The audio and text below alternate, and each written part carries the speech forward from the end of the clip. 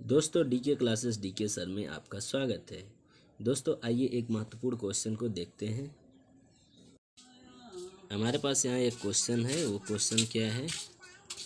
A piece of aluminium wire is stretched to reduce its diameter to half of its original value, its resistance will become. तो इसका पूछा जा रहा है कि रेजिस्टेंस की वैल्यू क्या होगी। ठीक है, तो यहाँ पे क्वेश्चंस का सलूशन हम देखते हैं। ठीक है, तो आइए दोस्तों देखते हैं इस क्वेश्चन के सॉल्यूशंस को। ठीक है, तो क्वेश्चन में सबसे पहले देखिए हम क्या जानते हैं कि जो रेजिस्टेंस होता है वो रेजिस्टेंस की वैल्यू R इक्वल टू होता है रो एल बाई ए, जहाँ पर स्मॉल एल क्या है इसका लेंथ है और कैपिटल ए क्या है इसका क्रॉस सेक्शनल एरिया है और रो क्या है यहाँ पे रेजिस्टिविटी है। ठीक है, तो यहाँ पे रेजिस्टिविटी जो होती है हमेशा कांस्टेंट होती है। अब देखिए अगर हम इसमें क्या करें कि जब भी हम किसी एक ही तार को क्या करेंगे खींचेंगे तो उसका वॉल्यूम मतलब आयतन तो हमेशा कांस्टेंट होगा। ठीक है, उसमें क्या हो रहा है उसके डायामीटर में सिर्फ परिवर्तन हो रहा है। तो इसके लिए हम यहाँ पे क्या करेंगे, rho L by rho into L upon capital A जो है, अब इसमें ऊपर और नीचे दोनों में कैपिटल ए से डिवाइड कर दें। कैपिटल ए का मतलब उसका क्रॉस सेक्शनल एरिया है। ठीक है, तो जैसे ही ऊपर मल्टीप्लाई किए और नीचे उससे डिवाइड किए तो क्या होगा यहाँ पे एल इंटू कैपिटल ए, इन दोनों इक्वल टू मतलब लेंथ में जैसे ही हम क्या करते हैं लेंथ इंटू एरिया मल्टीप्लाई करेंगे तो हमें वैल्यूम मिलेगा, आयतन मिलेगा। आयतन कैपिटल वी हो जाएगा। तो यहाँ पे इसकी जगह हम रो लिख सकते हैं, इंटू क्या लिख सकते हैं कैपिटल वी। अब एरिया में एरिया का मल्टीप्लाई होगा तो क्या होगा एरिया का स्क्वायर हो गया। अब रो और कैपिटल वी क्या होता है कांस्टेंट वैल्यू होती है, कांस्टेंट है। ठीक है, तो जैसे एक ही तार को जब हम खींचते हैं तो क्या होता है हमारा कांस्टेंट रहता है, कौन रेजिस्टिविटी और वॉल्यूम। तो एक के क्या हो गया resistance is inversely proportional to मतलब इसके एरिया के स्क्वायर के इन्वर्सली प्रोपोर्शनल है। ठीक है, और इसमें अब आगे थोड़ा सा हम देखते हैं और इसके बाद देखिए अब जो वायर का क्रॉस सेक्शनल एरिया होता है वो कैसा होता है, तो वायर का जो क्रॉस सेक्शनल एरिया होता है एक सर्किल की जैसा ही होता है। मतलब क्रॉस सेक्शनल एरिया अनुप्रस्थ का क्षेत्रफल एक वृत्त होता है और वृत्त का क्षेत्रफल पाई आर स्क्वायर होता है। ठीक है, तो जब इसके दोनों साइड में हम क्या करेंगे स्क्वायर कर देंगे तो ए के स्क्वायर के इक्वल टू क्या मिलेगा हमें यहाँ पर पाई का स्क्वायर इंटू आर के पावर में 4 हो जाएगा।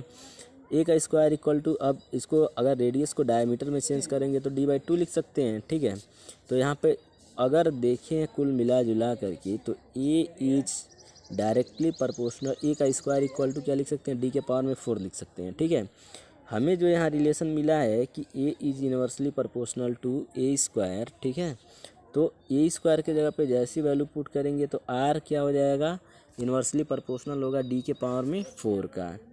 अब यहाँ पे डी के पावर में 4 मिल गया। अब अगर मान लेते हैं पहले जो था वो रेजिस्टेंस R1 था, उस केस में इसका जो डायामीटर है D1 है। अब जैसे ही इसको खींच करके हम क्या कर दे रहे हैं इसको पहले से इसका डायामीटर को हाफ कर दे रहे हैं, आधा कर दे रहे हैं। ठीक है, मतलब जो D2 की वैल्यू है वो D1 का आधा हो जा रहा है, हाफ हो जा रहा है। तो इसके लिए हम R2 इक्वल टू क्या लिख दिए एक दूसरा इक्वेशन D2 1/D2 के पावर में 4 लिख दिए। जैसे इस इक्वेशन 2 में इक्वेशन फर्स्ट से हम क्या करेंगे equation 2 is divided by equation first करेंगे तो उस केस में क्या मिलेगा R2/R1 और इस साइड में क्या हो जाएगा D1/D2 के पावर में 4 मिल जाएगा। ठीक है, अब D1/D2 के पावर में 4 जैसे ही मिलेगा तो हम इसके लिए देखो यहाँ पे क्या लिख सकते हैं D2 इक्वल टू D1/2, तो D1 equal to D2 into D2 हो जाएगा। R2/R1 हम निकालेंगे।